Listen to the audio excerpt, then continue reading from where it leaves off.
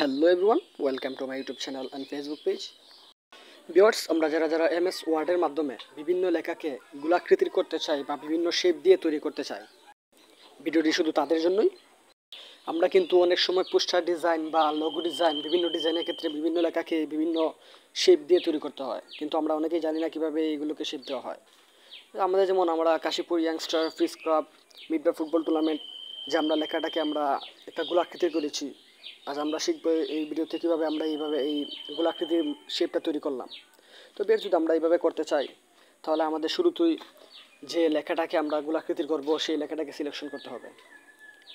আমাদের সিলেকশন করা হয়ে গেলে আমরা যাব ইনসার্টে যাওয়ার পর আমরা যাব ওয়ার্ড আর্টে যাওয়ার পর ভিউয়ার্স, আমরা আমাদের যে স্টাইল আমরা সিলেক্ট করবো, আমরা একটা স্টাইল সিলেক্ট করবো যেটা আমাদের চয়েস হয়। তো আমরা এই স্টাইলটা সিলেক্ট করলাম। তারপর আমাদেরকে ফ্রন্ট সিলেক্ট করতে হবে। আমরা কিন্তু জানি কম্পিউটারের মধ্যে বাংলা ফ্রন্ট, সুতো নেমজা বা বিভিন্ন ফ্রন্ট রয়েছে। তো যে ফ্রন্টটা আপনাদের ভালো লাগে, আমার কাছে ভালো লাগে একটা ফ্রন্টটা আমি সিলেক্ট করতেছি। ফ্রন্টটা হচ্ছে বুড়িগঙ্গা শ্রী এমজে।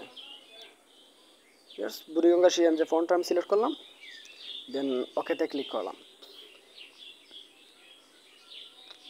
ওকেতে ক্লিক করার পর কিন্তু আমাদের কিন্তু লেখাটা কিন্তু এই ফ্রন্টের মাঝে আমাদের বাংলা ট্রান্সলেট হয়ে গেছে। এখন আমরা ওকেতে ক্লিক করব, আমাদের কিন্তু পেজের মধ্যে লেখাটা চলে আসছে। ভিউয়ার্স, আমরা এখন চেঞ্জ শেপে গিয়ে আমরা শেপটাকে আবার চেঞ্জ করব। এখান থেকে আমরা যে শেপটা দিব সেই শেপে কিন্তু আমাদের লেখাটা তৈরি হবে। আমরা যদি গোল করতে চাই, এখানে গোল আকৃতির শেপ দেওয়া আছে। তো আমরা যে শেপটা নিব, আমরা এই শেপটা নিলাম। এই শেপটা নেওয়ার পর আমরা মাউস ধরে ড্র্যাগ করে নিচে টান দিতে হবে। আমাদের কিন্তু নিচে টান দেওয়ার ফলে কিন্তু ভিউয়ার্স আমাদের নিচের লেখা সহ কিন্তু নিচে চলে আসছে। তো আমাদের এই সমস্যার সমাধান করতে হলে আমাদেরকে আবারও যেতে হবে পেজ লেআউটে, তারপর টেক্সট ওয়ার্পিংয়ে যাওয়ার পর আমাদেরকে যেতে হবে in front of text. Viewers, আমাদের ইন ফ্রন্ট অফ টেক্সটে যাওয়ার পরে কিন্তু আমাদের শেপটা কিন্তু টেক্সটের পিছনে চলে গেছে।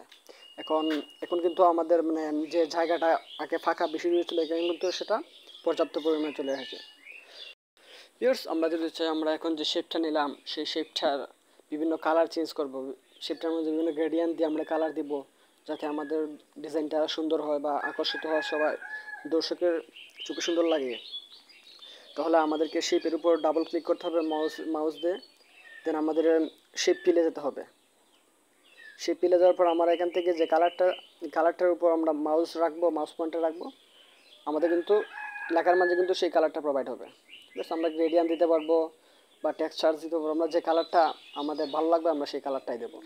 বাস আমি রেড কালারটাই দিলাম। বাস আমার রেড কালারটা কিন্তু দেওয়ার পর আমাদের কিন্তু ডিজাইনটা কিন্তু আরও সুন্দর হয়েছে। সো ভিউয়ার্স, যদি আমার ভিডিওটি আপনাদের কাছে ভালো লাগে থাকে, তাহলে অবশ্যই চ্যানেলটিকে সাবস্ক্রাইব করবেন এবং কমেন্ট বক্সে আপনার মূল্যবান মতামত জানিয়ে যাবেন।